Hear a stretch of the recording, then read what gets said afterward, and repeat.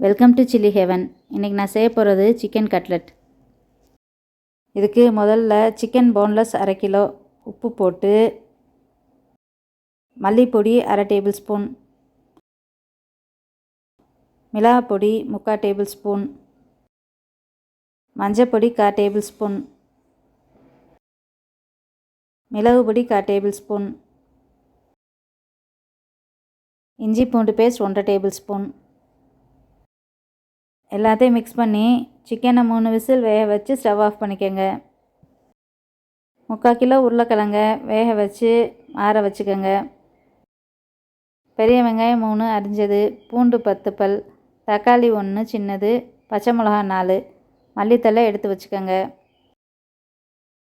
பேனில் 3 table spoon எண்ணெய் ஊற்றி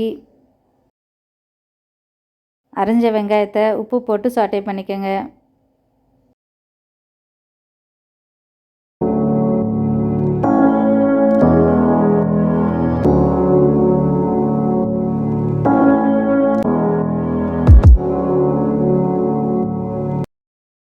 வெங்காயம் டிரான்ஸ்லூசன்ட் ஆகவும் அரிஞ்சு வச்சுருக்க பூண்டையும் போட்டு சாட்டே பண்ணிக்கோங்க.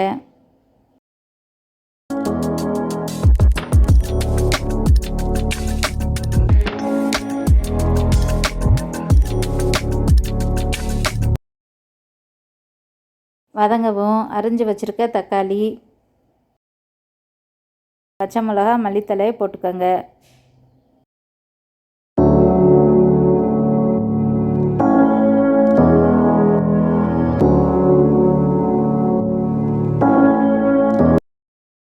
மிளகாப்பொடி 1/2 table spoon, மல்லிப்பொடி 1/4 table spoon,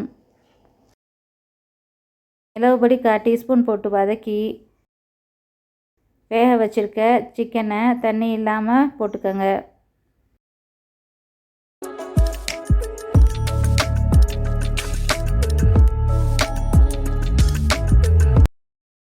garam masala 1/2 table spoon போட்டு சாட்டே பண்ணிக்கோங்க.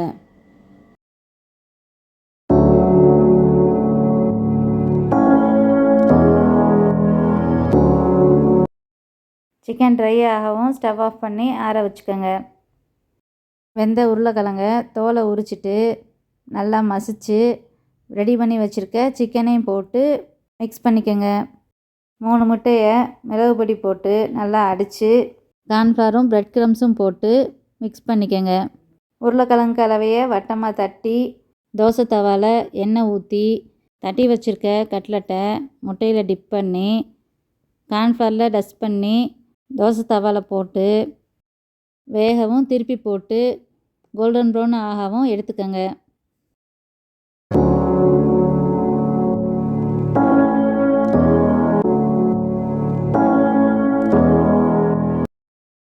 சிக்கன் கட்லெட் ரெடி ஆயிடுச்சு.